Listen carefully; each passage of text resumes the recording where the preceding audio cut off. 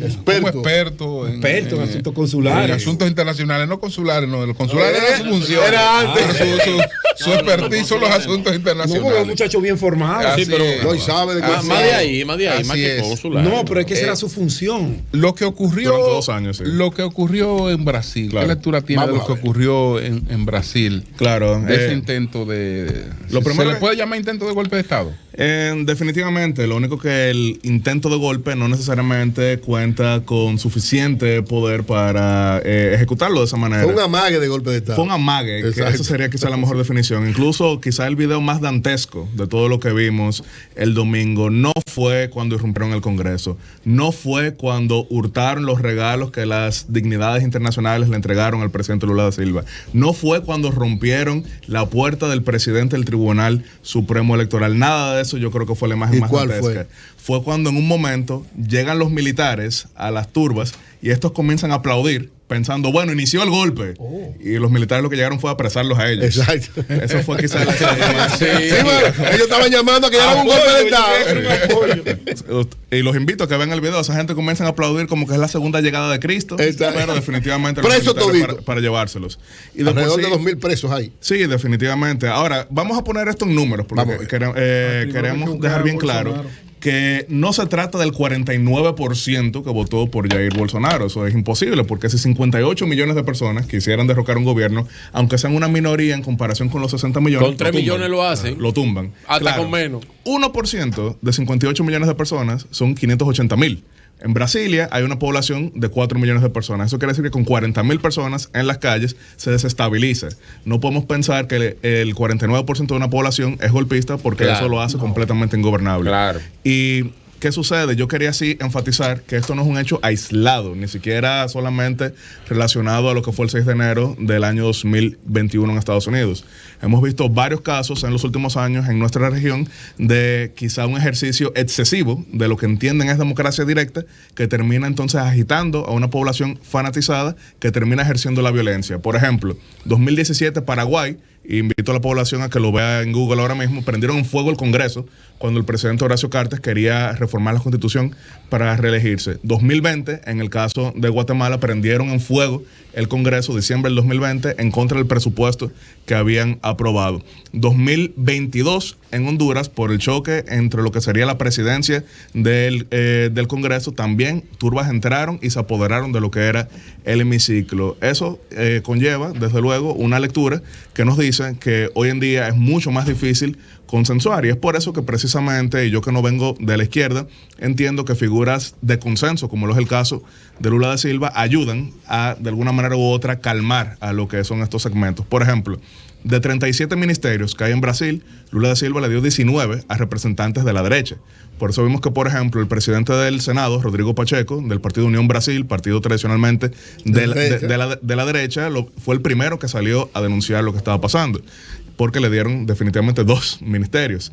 O sea, más allá de lo que es el, vamos a decir, compromiso democrático y republicano, son parte de lo que es el Estado. También el presidente de la Cámara de Diputados, Artur Lira, también salió inmediatamente a condenar lo que estaba pasando. Tiene una representación de 3 ministerios ahora mismo en lo que es el gobierno de Lula da Silva, y sabemos que, desde luego, esto no es nuevo para lo que es su mandato, ya que en las otras ocasiones también, y aquí Eury había hecho varios comentarios en aquel momento cuando decía, mira, Lula a veces es más neoliberal que Wall Street. Sí.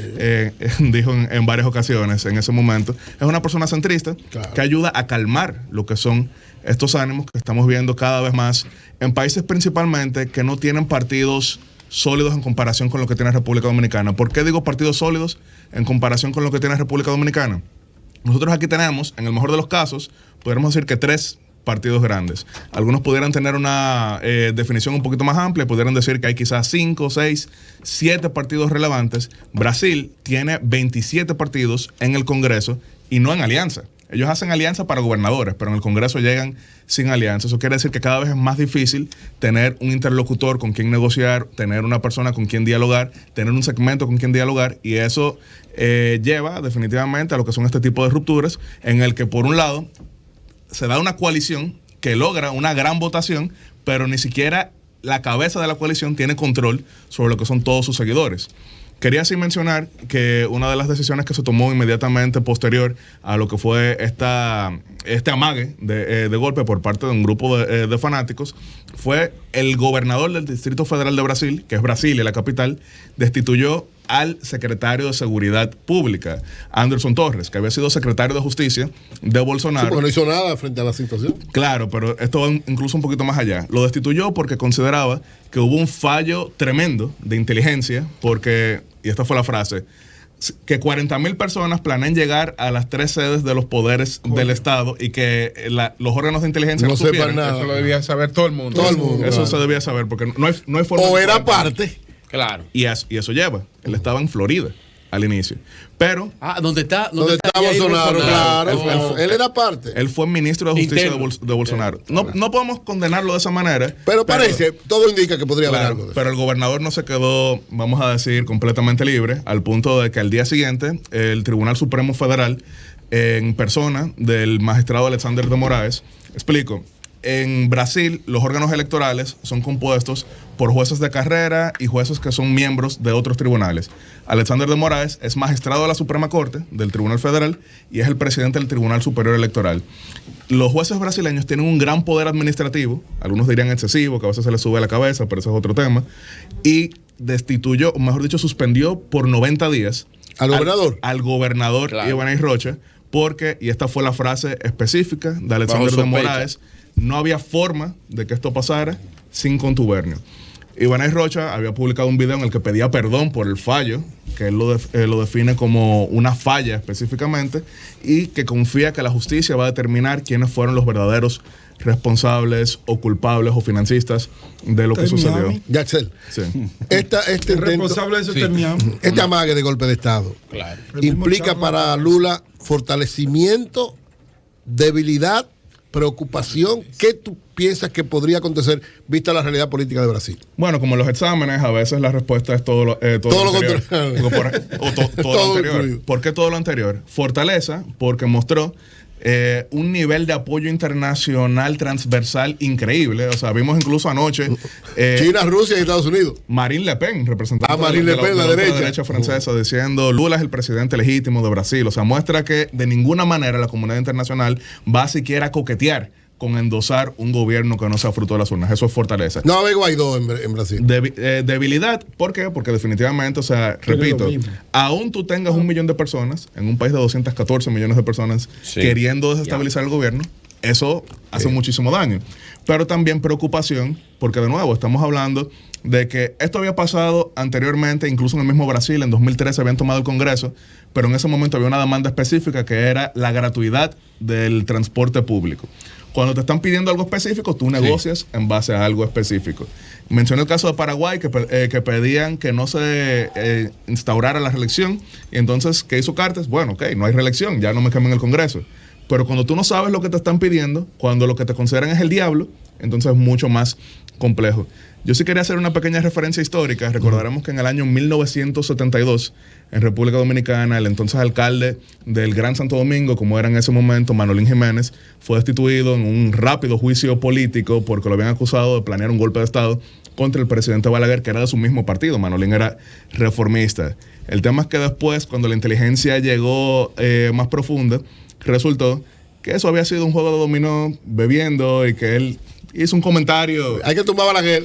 Él dijo que él era tan popular que él podía incluso salir de Balaguer. Sí. El tema es que tenía ahí a una figura que no voy a mencionar el nombre, pero que era un notorio chivato enchinchador que llegó. Y llevó el chisme. Llevó el chisme a Palacio.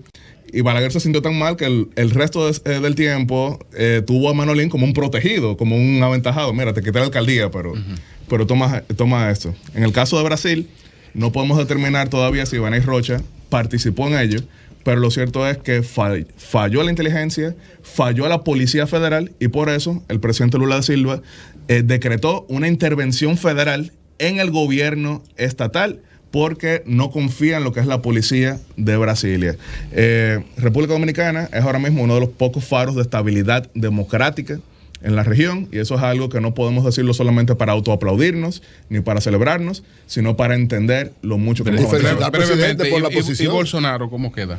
Bueno, Bolsonaro queda bastante mal en ese sentido porque, repito, una persona que logró 49%, 58 millones de votos, uno entendería que haciendo una oposición inteligente en 4 años pudiera ser uno de los candidatos principales, pero ahora lo que hemos visto es que muchos de los aliados han comenzado a desmarcarse de él. Repito, el presidente del Senado, aliado suyo, se desmarcó. El presidente de la Cámara de Diputados, aliado suyo, se desmarcó. Él tiene la mayoría de los gobernadores.